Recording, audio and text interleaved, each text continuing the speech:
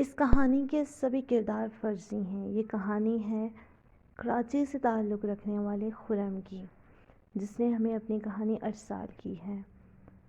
صبا اور خرم کا رشتہ بچپن سے طے تھا اور شادی کا دن بھی آن پہنچا تھا۔ جب سبھی فنکشن اختتام کو پہنچے تو پھر صبا کو دولہے کے کمرے میں بٹھایا گیا۔ کچھ دیر بعد خرم نے دروازہ کھولا، صبا کے پاس آ بیٹھا اور کچھ کہنے لگا، جس پر صبا کے سب خواب چکنا چور ہو گئے۔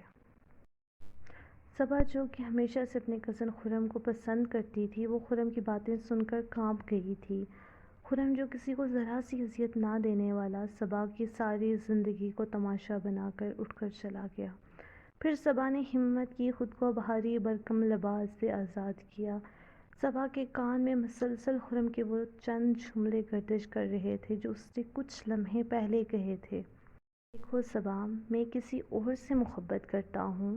میں تمہیں کسی دھوکے میں نہیں رکھنا چاہتا اور نہ ہی تمہارا گھونگھٹ اٹھا کر مزید شرمندہ ہونا چاہتا ہوں۔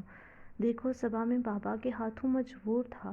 اصل بات یہ ہے کہ میں بیچلر کے دوران ایک سوشل میڈیا اکاؤنٹ سے میری بات نورین سے ہوئی اور میں اپنا سب ہار بیٹھا۔ اب آگے میں خود کو دو کشتیوں کا مسافر نہیں بنا سکتا۔ کچھ دیر خرم بالکل خاموش ہو گیا اور اچانک اٹھا اور چلا گیا۔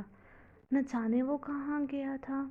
یوں ہی ساری رات صبا نے وہ رات روتے بلکتے گزاری۔ دوسری طرف خرم اپنی محبوبہ نورین کو تمام حال سے آگاہ کرتے ہوئے کہتا ہے، میں سب چھوڑ کر تم سے نکاح کرنے آ رہا ہوں، بس تم تیار رہنا۔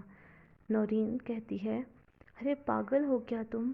ایسے بھلا ہم رہیں گے کہاں؟ اور میں تمہارے لیے کسی جھونپڑی میں رہوں گی؟ ایسی کوئی غلط فہمی نہ پال لینا۔ جلدی سے اس لڑکی کو طلاق دو اور اپنے پیرنٹس سے کچھ پراپرٹی لے کر میرے نام کر دو۔ میرے پیرنٹس میری شادی کسی طلاق یافتہ سے تو نہیں کروائیں گے؟ دیکھو خرم، میری اپنی کوئی ڈیمانڈ نہیں ہے، تم جانتے ہو، لیکن اس طرح سے ماما اور بابا مطمئن ہو جائیں گے، اس لیے کہہ رہی ہوں۔ خرم اس کی بات کاٹتے ہوئے کہتا ہے، اچھا، جیسا تم کہو گی ویسا ہی ہوگا۔ میں اپنا گھر تمہارے نام کرنے کو تیار ہوں، بس مجھے تمہارا ساتھ چاہیے اور اس کے لیے کچھ ٹائم دو۔ اور سنو، میرے پاس ایک سرپرائز ہے تمہارے لیے۔ میں دیکھنا چاہتا، ملنا چاہتا ہوں۔ آج تک آن لائن دیکھا ہے، مجھے دیکھنا ہے تمہیں۔ پھر نورین کہنے لگتی ہے، خرم، میں کہہ رہی ہوں نا، جاؤ واپس۔ خرم ہنستے ہوئے کہتا ہے، اف، کتنا بولتی ہو نا تم۔ کچھ کہنے سے پہلے بات تو سن لو۔ میں اسی گھر کے باہر کھڑا ہوں جس ایڈریس پر تمہیں آج تک تحفے بیچتا آیا ہوں۔ بس ایک جھلک سامنے آؤ، میں چلا جاؤں گا۔ نورین بکھلائے ہوئے لہجے میں کہتی ہے، کہاں نہ جاؤ یہاں سے، سمجھ نہیں آ رہا کیا؟ خرم بات کاٹتے ہوئے، اگر نہیں آنا تو نہ آؤ، مگر میں نہیں جاؤں گا۔ اتنے میں نورین فون بند کر دیتی ہے۔ خرم اپنے دوست کے ساتھ گاڑی پر بیٹھا انتظار کر رہا تھا۔ وہاں سے ایک بچہ گزرتا ہے۔ خرم اس کو آواز دیتا ہے، ارے سنو، یہ سامنے والے گھر والوں کو جانتے ہو کیا؟ بچہ بولا، جی انکل، جانتا ہوں، ہم انہی کے ساتھ والے گھر میں رہتے ہیں۔ خرم نے پوچھا، اچھا یہ بتاؤ، تم جانتے ہو نورین کو؟ بچے نے ہاں میں سر ہلاتے ہوئے کہا، جی جی انکل، یہاں تو بس نورین آنٹی ہی رہتی ہیں۔ خرم نے حیرت سے کہا، اکیلی؟ اس کے پیرنٹس کہاں ہیں؟ بچے نے جواب دیتے ہوئے کہا، ارے انکل، یہ اپنے ہسبینڈ کے ساتھ رہتی ہیں۔ مگر وہ انکل تو ملک سے باہر ہوتے ہیں نا، مگر آتے جاتے رہتے ہیں۔ پھر بچے نے کہا، انکل اب میں جاؤں کیا؟ خرم نے بکھلائے ہوئے لہجے میں کہا، ہاں جاؤ۔ خرم کی دوست ناصر نے کہا، ارے یار، حوصلہ کرو۔ خرم بھاگتا ہے گھر کی طرف، دروازے کی طرف، اور زور زور سے دروازہ بجانے لگتا ہے اور نورین نورین آوازیں دینے لگتا ہے۔ دروازہ کھلا اور ایک لڑکی باہر آئی جو کہ نورین ہی تھی۔ کیا ہو گیا ہے؟ نورین کہتی ہے، کیا ہو گیا ہے تمہیں؟ کیوں آئے ہو یہاں؟ کیوں ایسے کر رہے ہو؟ خرم نے اونچی آواز میں کہا، دھوکہ دیا ہے تم نے مجھے نورین، سب پتہ چل گیا ہے مجھے۔ کیسے بیوقوف بنایا؟ کیوں کیا ایسا؟ کیوں؟